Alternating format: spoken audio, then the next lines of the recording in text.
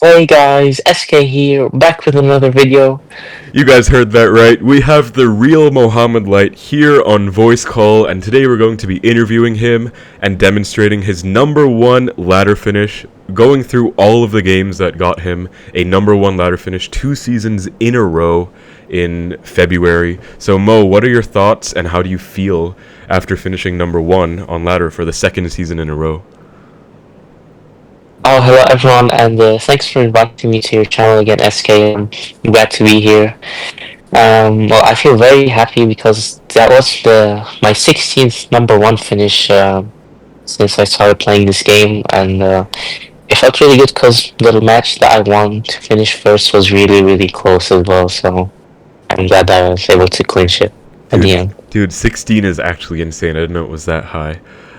Before we get into the play-by-play, guys, we'll be doing a play-by-play with Mo, so he's going to be walking us through all of his games. You'll get to learn from the GOAT directly firsthand. Before we get into the first game, can you just tell us a bit of backstory, how you got into Clash Royale, and why you think you rose to the level you did now? Oh, yeah, it's actually funny how I got into this game because I originally started playing Supercell games and it was Clash of Clans, the first one that I started with. But then, like, I got an ad, like, about CR and then I started playing it and I actually liked it a lot. I think more than Clash of Clans too because in Clash of Clans it takes a lot of time to upgrade stuff and it can like stall you out. But in CR, you just play 3 minute game, upgrade cards instantly, stuff like that. So I liked how fast paced it was. Yeah, wow, okay. I guess that's the common story with a lot of people going from another Supercell game to Clash Royale, but yeah, obviously it's been awesome to see your rise to the top. Are you ready to get into our very first game here? Hell yeah. Okay, so I'll count down and then we'll click play at the same time so we're in sync. 3, 2, 1, play. Okay, so this one is against Pedro, and this was one of the craziest games I've ever seen for number one. What are your thoughts, like, overall, and how this match went, the decks, everything? Yeah, I was actually really worried when I saw Pedro because I knew coming into this match that it was not gonna be easy to beat him since I thought this was a pretty bad matchup with the deck I went in with. I actually made a mistake with the deck too, because I should have known that Pedro was gonna, like, obviously queue at number 2, try to get first. But I made this deck based on 3 other players. We have 2 lava players and Pompeo. That's why I put the Tesla Right. in. But if I had Cannon Evo instead of Tesla, I would have a very winnable matchup. Okay, and about the Tesla, I mean, no one really sees it at all these days. Is the Evo really that bad that it wasn't even worth running Evo Tesla? Because I saw you put both cycle cards, even though this deck has stopped running Evo Skellies for quite a while now. Yeah, I think that the Evo Tesla is just not as good as it was before. And I thought just running the Elixir Evo skills would be more valuable. Right, That was okay. just it. But, of course, I guess you have the mindset that you can outplay any matchup, especially this Piggies deck, so what kind of game plan were you thinking of in your head in this match, now that you were up against Pedro, even though you didn't want to be? Um, well, of course, like in the moment, I was like a bit annoyed because I knew I could probably lose this easily. But like, you have to adapt and see what you can do. You don't want to give up on anything like that. But Yeah, of I course. knew like how generally to play this matchup is you wanna should go the same lane as the Marcher player. So you can go for some nice queens in the back into the same lane, which is annoying for them because they can't really mine her into that. Okay. That's like a general tip in this matchup. That's what I try to do all game. Okay, and then how do you decide, because I know this Piggies deck is so strong, it has different win cons, sometimes you go for the Piggies, sometimes you go for the EQ cycle, so how do you kind of decide the balance between those, and what exactly you did in this match? Oh well, generally I like to EQ cycle when I have a queen down, and also when I am able to clip something to, like, if I go queen in the back getting signed, for example, I probably EQ that, then Okay. cycle log, and then maybe get another EQ, kill the scientist, stuff like that. Right. But other than that, I'd probably go for some pigs. Okay. And in general with this deck, is there any kind of fast rule of thumb where it's either an EQ cycle matchup or it's a Piggies matchup? Because I know you can always be pretty aggressive, too aggressive with your pigs, and that can lose you the game. Some matchups. Oh yeah, for sure. I think most matchups are just matchups you go pigs and then EQ, like especially cycle matchups as well. Okay. But if you're playing against like maybe lava, for example, you're probably not gonna EQ at all that game, honestly. It'll probably Yes. just be a dead card. Right, okay. So it's usually more about Piggies. Yeah, Okay. because it's the win condition after all. Yeah, of course. Okay, so we're almost into triple, and this is where the game started getting super intense, so if you could just do a little bit of a play-by-play there. I saw the slight missed Ice Spirit on the Yeah, I Here know. was a I lot was of a bit damage. nervous there. Yeah, here's a lot of damage, and we were all surprised, like a rare mistake from Mohamed. And Pedro's actually in the lead after Yeah, that. I know. I actually missed the Ice Spirit king activation twice this Right. game, which was it was annoying. I could activate king and it would have saved me a lot of damage, but it's all good. Yeah, so now, like, just walk us through your thought process in triple. Like, this was just an absolutely Well, now crazy I knew I back had and to like cycle to my queen again and play her at the left on the left lane, like as I said earlier. Okay, so you want to block the You lane that wanna they're go going in. same lane to them? Yeah, yeah. Okay. Even if But you're the way I mess up my delivery though, I think I Yeah. took a lot of damage here. Yeah, he gets a free March I did have tornado, that which test is just as well. so much damage on you. But then you're back with the Piggies. It's literally like within 25 HP differences. It's crazy.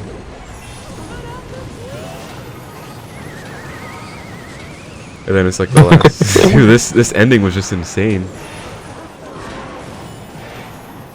But you were able to We end had up. to enable the Piggies. Yeah, so we couldn't go on offense, I guess. So how were you feeling in Yeah, that that's moment? also- Like you didn't even know if you were gonna win or not, because it was so. But I was so happy because I knew he had to enable the pigs. He couldn't enable my tower, otherwise he would take a lot of damage. Right. So you actually did know that you already won. Yeah, when I was able to EQ his cannon, yes, I thought I would win. Damn. Okay. So guys, that was the game that Mohamed won number one with. Any final thoughts on that first match? That was probably the most stressful game of the season for me. Well, it was obviously right. It was the final one, and whoever won that would finish first. Well, I'm glad I got it. All right. All right. Okay, so we have game 2 against Sandbox, and we're about to get into this one. So 3, 2, 1, play. And here was another one where you played against, or you played with the Piggies deck. Again, was your reasoning just because it was Doom, Rakan, and Pompeo? Yeah. That was the exact reason as well. Because you were That's why you were I playing played it RG both before, games. right? Did you think? Yes, and RG doesn't do good against Lava or Pompeii because I only have had one air card. Oh, okay. And it's like really risky. So it's pretty much a lot about the matchups. And here, do you think Sandbox tried to snipe you? Because this kind of looks like a snipe at first glance. No, I think he was doing the exact same thing. He had the exact same idea because he has Goblinstein, Phoenix, Tesla, and Menado. I think he was also trying to cover air decks. Oh, so it was not really towards you, but it was more towards all the others, like Pompeo, Yeah. Doom. Okay, interesting. How would you say this matchup is now that you are in this one? Because, I mean, he has the Tesla, he has the Evo Knight. I think I have a slight matchup there because his cycle is really slow. Okay. And my cycle's very quick compared to his. So like that was a mistake in his deck. He could have like put an Ice Wizard for the Phoenix, and he would still be air decks and do better against cycle decks too. Yeah, I guess the Phoenix is kind of like a dead card because it either gets a lot of delivery value, or it's just expensive, or gives a lot of delivery value, or it's just expensive to play. And then it's... Yeah, and it also doesn't counter the picks pretty good. Like Ice Wizard is so much better on defense. Yeah, for sure. So what is your I mean, I guess this can also apply generally with this Piggies deck against Splatyard, because we're going to try and teach people the decks that you play today. There are different decks, guys. There's RG Yep, and sure. Piggies. So how do you generally, the game plan against Splatyard, and this is like a sort of a worse version of Splatyard, but I always thought that Splatyard was kind of a hard counter to Piggies, you know? So what's the game plan and strategy behind this one? Well, well, maybe because his deck cycle is quite slow. I think I did a couple of queens in the back same lane. So I get 3-cut cycle, then I go piggies, and then I'll cycle him easily and get a second set of pigs in. Okay. It'd be hard for him to defend. Does that apply to normal Splatyard too? Because I know they have a bit of a better cycle with like Ice Wizard, Barb Barrel. Yeah.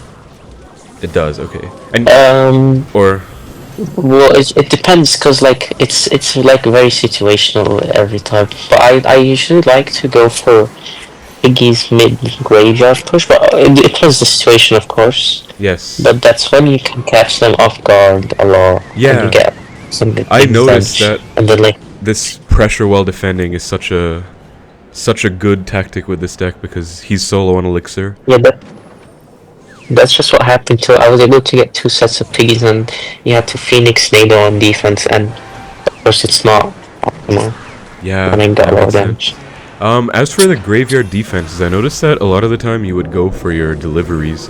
What are your thoughts on, I guess, like the ways to defend graveyard? Because I know if people play Cannon in this deck, Cannon can be a graveyard counter. I know a lot of the time I see Ian going EQ log on the graveyard, but I saw you going a lot of deliveries and not many EQs on the graveyard, so... Like, I guess how do you differentiate between all those counters? Well, it's hard to answer because it's like I think that's probably difference of playstyles. But I like to go delivery on the graveyard just to save the EQ, so I can maybe cycle it on the Tesla, cycle it on the tower. Okay. For offense. So you will save your EQ for offense most of the time. Yeah, most of the time, yes. Okay, and here again, just Piggies to keep up the pressure. As you guys can see, Sandbox had a nice Evo Knight counter push, but just wasn't able to go for a graveyard with it. And now Mo is 1 card away from his Piggies, and he'll go for this really nice tactic, which is Piggies to defend an invisible queen. Like they tank for the queen on offense. It's such a good play. And now you're in the lead big time off of that. Yes, I 3-card cycled in there with the queen. I got 2 pigs again, and he had to defend with a lot of elixir. So that's a very big Since he didn't have the test box. common theme with this, it looks like. And now you're just kind of running away with it. But here I remember, actually, his graveyard got a ton of damage, if I'm not mistaken. And we were... Yes, I just hesitated so much here. Yeah, dude, like, That graveyard was is a big so mistake, broken though. because he's in the lead after everything you were doing. He's now in the lead off of 1 graveyard push. Now that's kind of crazy. Yeah, but it was on me too, to be fair. I did not defend that very good. Right, okay. But I here... was a bit nervous, of course. Yeah, end season. But here you go for your Piggies and don't let him go in. So by the time he is able to go in, it's too little too late. And that's just a very flex play, going pigs to tank the graveyard. And then... Yeah, because they can tank for a lot of skellies for so little time. Yeah. So you would say that was a decent matchup for you. Any other final thoughts on the win against Sandbox? This was the game right before the Pedro game, guys, so... I think that was my matchup, yes, so... I think it wouldn't have been that close if I defended the graveyard a bit better, but... Yeah, I think it was good. Okay, so we have game 3, and now we're switching decks into RG. So 3, 2, 1, play. And this one is up against Ian77, and you are again playing Royal Giant. So tell us a little bit about, number 1, why you chose to play Royal Giant as your main pushing deck of choice and season. Number 2, about this Royal Giant variant specifically. Okay, well, I actually made this Royal Giant deck, I think 2 or 3 days before the season ended, and I played it for a bit, and I got top 10 with it, and then I stopped playing it, and I played something else, because I thought the deck was really strong in the meta, and I wanted to hide it a bit, I guess. Oh, wow, so And, there are layers to the deck selection. I like it a lot, because the meta was full of Giant Prince decks, it was full of Cycle decks, and at the time there weren't many lava deck. So you this like and also yeah, this deck also countered the minor magic crushing deck pretty well with the monk, fireball, even the Okay. evil E dragon against the goblin slime. Makes sense. So It's it's just an anti, and you literally made it yourself. yes. Okay, that's awesome. So here Ian is playing Hog. What do you think of this matchup, RG against Hog? I think I have a really, really good matchup here because of especially the evil E drag. Because usually when you go for an RG in the back, they go Goblin Stein in the back, like to respond to the RG. But then you just an evil E drag and then E Spirit to keep the monster and scientist in place, and the E drag will kill the scientist. And then you have a free counter push. You can monk in the front, and Okay. when they don't have the monster, it's really hard for them to defend. So right here we kind of see exactly what you're talking about. The monk gets a lot of value. Scientist kills itself, and then you have a huge RG. Not Yeah, huge, I guess, well, but you I still have actually a. messed up the push. I messed up that push actually because I didn't Okay. have Easter in cycle if you noticed, so the E-Drag wasn't able to completely kill the scientist, and he was able to play Oh. an ability on Okay. my evil E-Drag and pretty much killed everything. So your strategy is to get the E-Drag, get the monk to deflect the scientist to itself, and then the E-Drag kills the monster plus scientist together? Is that Yeah, the... exactly. Okay, Yeah, I need to cycle to the evil E-Drag. I think I'll play it now. right. Yeah. So you literally just play it to get back to the Evo, and then you're just defending for pretty cheap. Ian does get a nice prediction Firecracker off. Here I was like, oh, that's a lot of damage. But then I see the other side. You have a huge push being put together. And then Yep. he's kind of I dead forgot now, RG isn't he? here. Because you have a free monk ability. He doesn't have a Stein. It's looking pretty tough. Although he Yeah. does a pretty good job of separating your push. I don't know if it's enough. I think he'll be able to defend this, but this is not the main push. My main Oh, push is okay. with the evil RG and the evil E-Drag. Okay. So now you've literally aligned your cycle to get your ideal push. The Evo. Yes. Okay. And now it's about to go down because, yeah, I'm not sure how Ian's gonna stop this. Oh, it's literally what's about to happen, I think. Yeah, we're about to witness it firsthand, guys. So there we see. Yeah, that. Oh my god, that scientist just melted, and then you didn't even need a monk this time. You go monk behind, and then it's a new RG after, and now you have a double RG. Oh, this is just insane. Yeah, he couldn't even do anything. It's so. There's a fireball dump scientist. Wow. Okay. So, do you use the strategy against other decks, like other Stein decks too, like the Marcher one, or just you Yes, formulate it based this on? applies to every like goblin sign deck pretty much, especially Wow. goblin sign Okay. cycle decks, So, because the minor deck doesn't have a big spell and the hog deck EQ doesn't do anything to the E drag. okay, so you basically concocted this to counter Goblin Stein decks. Yeah, I guess. Yeah, and also giant prince decks too. Okay. Alright, and now we have game 4, which is against Graveyard. So 3, 2, 1, play. And I wanted to ask you a general question. Since you could have built any deck and you can play any deck, why do you specifically choose Royal Giant, like, as a win condition? I know you explained why your deck together counters the meta, but why Royal Giant as a win condition itself? Why not, build another deck that counters the meta, like a minor deck like you usually do?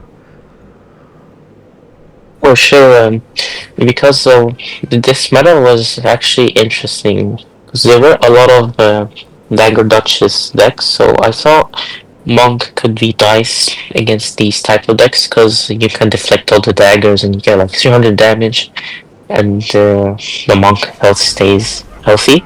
The Monk Yes. used to be a really good card during Prime Dagger Duchess when it got released as Yeah, of well, course. alongside Mohamed Light. So I got the Monk idea from there. I also got the E-Drag idea from just it being really good against Goblin Stein and Giant decks, as I said. Okay, and then And yeah, so I felt like a good win condition with this would be, well, at first I thought a Ram Rider, but then I thought, well, I could just play RG because it fits a bit better. Because, well, right. Ram Rider isn't like, I don't know, I found it a bit sketchy against Giant. I preferred RG more. Okay. Okay. Because I was also able to play Guard, which is good against like Prince. Yeah, so it's literally just a perfect. anti-meta deck. Then for everyone who's watching and wants to learn how to play your decks, in general, not just this deck, but RG in general, can you give us any tips and advice on how to play the Royal Giant archetype? I know there's a ton of things to it. Myself being like a decent player, I know there's, the RG at the back to get back to a second one or dual lane, but I know there's probably so much depth that goes into RG, so just what kind of beginner and advanced RG tips can you give us in general? Well, I think the most important thing about RGB is how you play your fishermans. I think that's one of the most important aspects because the fisherman is so low on defense, and it's what allows you to go for a lot of aggressive plays, like even just playing RG in the back. It's hard for people to punish you when you have fisherman. So I think that's the most important thing, just knowing the fisherman mechanics. Okay. What about the RG the back, RG, like the difference between RG the back, RG the bridge, and then the dual lane versus same lane? Like, against Ian, you went both RGs in one lane, but sometimes you'll go for two RGs on each bridge. Yeah, I can explain that a bit too. I usually go for RGs in the back when I'm in like an even spot when really both players are in like even elixir, or I'm up a bit. But Okay. like at the same time, going for RGs at the bridge is more risky than going RG in the back because you get more time to build up a bigger push, and they're more likely to mess up. I feel like when you play at the bridge, it's probably easier to defend. Okay. So, Makes I sense. think I'd only play at the bridge if it like they don't have a lot of elixir or their hand is like not that good to defend. Okay. This game right now, this guy's just getting steamrolled. Do you think this is a really good matchup for you, or are you just kind of outplaying him? Yeah, I think it's really good because he has Goblin and you like usually does really good against Stein decks. Yep. Exactly the And combo especially you were this one telling because he us. has Goblin Cage too, so the evil Idrak can get a lot of shade value in a Right, matchup like okay. this. Then I have Fireball for the Ice Wizard, E-Spirit Barb, and like even Guards for the Graveyard. Just a perfectly constructed deck. And now he's just about to take his final two RG hits. And that's Fireball range, so that's going to be GG's. Very nice, easy win against Splatyard. Alright, moving on to the next game. 3, 2, 1, go. And this one is very interesting. This guy's playing a weird Goblin Giant deck, and you are also playing a different deck. What's going on with this one? Oh, this deck I was shooting decks quite a bit at season end just to practice different archetypes and try to figure out some meta counters. And Okay. I like this deck because, I had a lot of fun with the Evil Musketeer there. Yeah. Because not many decks have it, I guess, so I wanted to try it out. And also, I thought this deck would do good against, like, Prince decks because of the guards and Spine, and you have a lot of tanks. Right, okay. Yeah, Prince. Do you think Prince needs a nerf? I see so many people talking about that right now. Yeah, I think it needs a nerf. It's way too oppressive now, I feel like. Okay. I could definitely get behind that. So, okay, I'm sure pretty much most people watching this already know this, but if you guys did not know, Mohamed Light is also currently the former world champion, or I guess current world champion, because he won CRL 2024. So we haven't really heard too much news of CRL 2025, but what are your goals for, continuing? Are you just obviously trying to maintain your spot, or is anything going to change? Or how are you feeling about the new competitive year? Well, I always set my goals before the year starts. But like as of recently, because I've been doing really good in competitions, I've always aimed to get first in like anything I compete in this Okay. game. Yes. So I'll try my best to hopefully win the World Finals again this year. And it would be really incredible because that would mean that I would go back to back, which Yes. has never happened before. Yes, you can And I turn also have 3 titles, which is nobody has done it before too. Lucas's back-to-back monthly finals without a coach into back-to-back world finals. That would be crazy for sure. I assume I that guess I also would have a coach, but yeah. yeah. I assume that also means you would plan to maintain your number one in community tournaments as well. Like you'll be playing in all the community tournaments, not just CRL. Yeah, of course. It's just like last year. I think I played all the community events, all the CRLs, of course. Right, right. Just trying to maintain my level and see how I do against other pro players. Of Okay, course. that's awesome. And Yeah, and of course the money too is nice. yeah, I also understood you're a university student as well, right? So how's that like? How does that tie into your, schedule with Clash, competitive Clash especially? Or do you take breaks for the Oh. semester for the competition, or how does that work? Oh well, yeah. I am actually at uni. I'm a CS major. Is that how you say it? Yeah, Major. yes. That's what I study, Okay. and it gets hard sometimes. But like usually before exams, I would study like a lot. But like before that, I would play most of the time. So I just have to balance my time between playing and studying whenever exams are around or not. Okay, that's awesome. Also very motivational to hear, and also really cool because I'm also studying CS. So it's nice to hear that you're like doing the same thing, I guess. Yeah, I like it. All right, so we're going on to game number 6. 3, 2, 1, play. This one is against Nkoko, who I believe also has a number 1 ladder finish. And Mo, you just told us that this is your favorite game that you've played out of all of these games. Yes, I really like this game because I felt like I played really good against Nkoko, and it's really hard to play good against this guy, honestly, because his playstyle is really aggressive. Yeah. He can really mess you up very easily. So I was glad I was able to defend this push quite well, I think. Okay, so this is another deck I assume you created yourself, minor control. Yes. And I remember in the CRL you mentioned that Little Prince is your favorite card, right? Yes. So you're just kind of looking for him to... You're just playing him for fun, or do you think he was actually viable as well? Because I don't really see anyone else... So I was... This deck is funny because I actually made like a deal with Nkoko. Sorry, with Baby Nate. Oh, okay. That if I get a top 10 finish with Minor Rocket, he would have to cosplay an anime character. And if I got top 5, Oh then my. I get to choose what character it Oh is. my, okay. So are you still planning to do that in the future? Or did this one count since you Yeah. played it on the way up? Oh, well, I wasn't able to get a top 10 finish with this because Okay. I was a bit tired and it was hard for me to play Cycle because I stayed up all night and Yeah. I was fasting at the time as well. So it Oh was yeah, of hard. course. So you were fasting during the season end. Yeah, Dude, that's crazy, honestly. That's crazy dedication. that is also another reason why I played RG because it was just a bit easier to play than Cycle when I'm like can't really think much. Oh, that's very interesting. Very cool to know.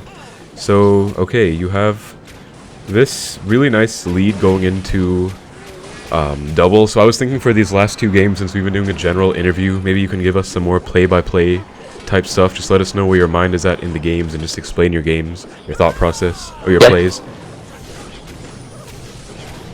So what's going on Well right now I have a nice lead, so I don't need to really go on offense. I just need to like keep defending his pushes, Okay. especially now because he has a really big elixir lead. That I was actually a bit scared here because well he was up 5 elixir and he had both his evos, so I needed to save my evil cannon for the evil bomber Right, to, okay, very to smart. defend the giant as well. So you're intentionally holding on to it. Yes, I didn't even play here. I'm just waiting for the bomber. Oh, that's so smart. I did not notice that when I was watching this back. That's very, very cool to know. So there goes the evil bomber, and you immediately react. Only 1 attack comes down. Wow. Have you memorized like Yes. all the evo cannon placements? Do you just know where every snipe goes? No, well, it's no, I actually don't. But it's hard. But like, Okay. I before I play, I like hover a bit to see where the barrage would go. So Okay. that one helps me a bit. Yeah, because I noticed that, it's a pretty wide attacking radius, but at the same time, you still kind of have to know where it's going to drop, or else you could miss it. So I was just You thinking, could miss, yes. I was thinking maybe there's a chance that you know every single placement, because I wouldn't be surprised if you did. I probably know like by habit and because I played it a lot, Yeah, but I of don't course. actually like precise. Not. Okay, so here you're just constantly going minors on defense, and just you're focusing on pure Yeah, defense the whole time. guess. Because as I said earlier, I was already up a lot of damage, so there was no need for me to minor and on the tower rocket or anything. Just defend, and I'll Right, be good. okay. And so now into triple, again, your game plan is just defend the whole time. No need to even minor on offense. Yeah, exactly. Okay. And so we see a I very think I nice rocket rocket. here. Yeah, very nice rocket. So as you guys can see from Mohammed's gameplay, do not be afraid to go minor on defense or rocket on defense if the situation calls for it. If you're playing a control deck like this, it's sometimes the best play to make, so that you don't overcommit and you have a better defense. Yep. Here he has his Evo. He has two. Dude, this is a crazy push to defend. He has two giants Evos in hand, and you still barely take any damage from it. That's crazy. Yeah, because I also had both my evos, so it was fine. Do you like intentionally save your Evos for theirs? Like if you have the option to play Yeah, them, you will hold on to them until. well, sometimes I have to use one of the evos, but in this matchup, I'd like to save my evo cannon for the evo bomber because it's an immediate response to the bomber and it defends the giant as well. Right, right. Very smart. Okay, so that was the great game against Nkoko. Now we're going to move on to the final game. Okay, and we have our final game against Asaf.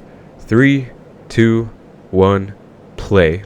So this one is against Goblin Drill, and you're back to playing Royal Giant. So just walk us through, your thought process, everything that was going on with this Oh yeah, I final game. remember now. I also played this Archie deck because there were so many drill decks in season end with Evo Lumberjack. Right. And so I thought Archie would do good against them because with the Fisherman you can use it to activate King Tower and the Lumberjack. And the guards are really solid against the drill. And the Easter is also nice against the bats because a lot of them had bats, gang, a lot of swarms. Okay, so you actually think this RG deck counters the drill decks? Because I always thought RG got countered by drill. Oh well, the drill decks in the last season's meta, I think RG had at least a really good chance to win. Okay, okay. Makes Because sense. the drill decks were kind of weird if you noticed. They were Yeah, all this is... spammy and It's not like, cannon, log, like the super defensive type. yep. Okay. RG here. That time you did go for Here RG the just to bridge. cycle. Yeah, just to cycle to my Yvonne. Also, he didn't have Lumberjack in hand, so it Oh, would be okay. annoying for him to defend. Okay. So right here, and here he has a massive counter push, but you get a beautiful activation. And then you actually defend this for pretty much no damage, which, I mean, one connection actually, but considering it was an Evo Lumberjack spam push at the bridge, that was still pretty impressive. Yeah, that was nice because the king activation is really important against drill because it helps so much against the drill and the evil drill especially. You could Yes. actually ignore the second drill because if the king tower being activated, it kills the goblin death Oh, bombs. so No damage. you don't take a hit if you ignore the entire second stage if you have a king up? Yeah, like if they play if they play the drill in the front, and then the second drill will be on the side, like there. Oh, You could okay. ignore that I did not know that. Very good to know. More interactions to because learn. of the king. So here, the RG, I zoomed to the side just because you wanted to get behind the monk, and they're going to go ability on offense. Yeah. And we get a beautiful push, forcing out a drill on defense, which I'm sure you never want to do as a drill player. You get a nice fireball on the Tesla, and that's just so much damage coming in. He's just in a lot of trouble already. You get another hit, and you're just running away. He's getting pretty desperate with his push. Here, that was such a good defense. I did not think you could do that. Like, you got the wall breakers to go in front. Even though he went... Yeah, because lumberjack. the fisherman to block the lumberjack from like tanking for double makers, That is very just to get the smart fish play. run on it. Okay, and then you're just constantly going E-drag the back. Even if he gets poison value, I guess it's not really a worthwhile poison by him to make. Yeah, I could rush off my barbell here, but it's fine. Oh, yeah. I'm still in a good lead anyway. Now you have your double Evos like lined up together, which you said you love to do. Evo E-drag, Evo RG Yeah. together. Evo drill coming in. This is going to be a huge push, but the guards are actually so good at cleaning everything up. It's crazy. Yep. They're sad. Yeah, I actually overspent here by that barbell. I did not need that. I see what you mean. The guards are so good on defense in this meta. Like that just soloed an Evo drill. Yep. And he's just spamming you like crazy, but he just cannot. It's actually pretty even, but you've been being so patient with your Evos, especially your WinCon, the RG, that you're just waiting for the perfect time to go in. And Exactly. now, I thought that was good because he had just been chill poison on guard, so he's 8 or 3. right. And now he's desperate with his push, but I feel like this is his last resort that you're easily going to defend, and then now, you know, new RG. I think he lost here. Yeah, because he just went so aggressive and you defended it so well. Again, the king was pretty imperative there, but you have 2 RGs, that's just insane, and he just cannot do anything. So generally, is RG more of a same lane or opposite lane deck, or does it kind of depend? Because I did notice there you're going opposite the whole time, essentially. Oh, I guess there wasn't really much thought into that. I just went into the lane I had a lot of damage in, so... Okay. Yeah. Okay. Yeah. Okay, so that's the final game. So, again, congrats so much on finishing #1 once more. Are you going to go for a three-peat for the next season? You are? This season? It's going to be a long For season. sure, because, I think because, I actually have the medals record. It's 4,100, and since it's a long season, I'm just worried that people might be able to break it, so... Well, I was gonna play anyways, but like this season means a lot because Okay. I would like to keep the record. Okay, so you will be the one to try and break your own record. That would be pretty Yeah, hopefully. poetic. Okay, I guess I'll ask you a few final thoughts before we end the video. As you know, I'm an Expo player, and I know you have your own thoughts, so what do you like to share with the class? What are your thoughts on, like, Expo as an archetype, its state in the meta, personal opinions, anything you want to say? I have seen you play it a bit as well. Well, I actually didn't really like Expo at all. Like when I started playing the game, Yeah. because well, I wasn't very good at. It would be very frustrating to lose to it because they always complain about them, being able to play at their own side of the bridge and just defending it, but they can't win and then spell cycle, stuff like that. Yep. Well, as I got better and I learned how to defend it better, play against it, I was fine with it. Because I was also a minor player, so it was annoying. But anyway, now I feel like Expo, I guess it's in an okay state. I mean, Yeah. it's probably because there are a lot of cards that counter it now. It's hard to play in some metas, but I feel like when the meta is balanced, there's like no really OP decks. Like, I think it could be good in the meta, like definitely viable. Okay. You have played Expo before. I saw you were once, like top 10. I saw once you even made like a Goblinstein Lightning Expo deck. Do you just play it for fun sometimes, or is it actually serious for you? Oh, I actually got #1 with Expo, not just top 10. I got it with 3.0. It wasn't okay. It was in the Evo P.E.K.K.A season, like when it was at long range and a lot of HP. It was broken. Okay. But I could literally keep up. I actually dropped a bit to like top 50, top 100. Okay. Then I stopped playing it. Okay. So I used to play here and there for fun. Right, okay. So would you be open to coming back on the channel and playing Expo for the viewers? Yeah, sure. It's just a possibility, yes. Okay, if you guys would like to see it, then you have to let us know so that I can convince Mo to get back on and play Expo. One final question about Clash. If there were two cards, one you could buff, one you could nerf, what would they be and why? I'll buff Little Prince for sure, because it's my favorite card. And I Okay, would nerf. That's a good question. Let me think of it. sure. This is like I the would. best player I would guys. nerf Tornado. Tornado, Tornado for okay. sure. How would you Because I nerf it don't like actually? playing Because against that's it. been such a polarizing topic in the game for so long, you know? Like, I see so many people talking about Tornado, rework, nerf, most overpowered card. It's always in discussion. Well, it's hard to know, but like I don't know. It's just playing against it is so annoying. Right. Um, it shuts down. Especially it can be really good on offense too. Like if you pull something in the opposite lane. It's a very gimmicky card. I don't know Okay. how you could nerf it to make it balanced, honestly. Because maybe Yeah. I'm just a bit biased too. Because it's usually good against my cycle decks. Right, But for yeah, I sure. mean, I would like it to get nerfed, but I don't care. Okay, okay. Thank you for sharing. And again, thank you so much for coming on, Mo. Do you have any final thoughts or anything you want to share with the viewers, with your fans, people who love you, who want to support you, cheer you on in this new season? Thank you all for everyone who's for supporting me.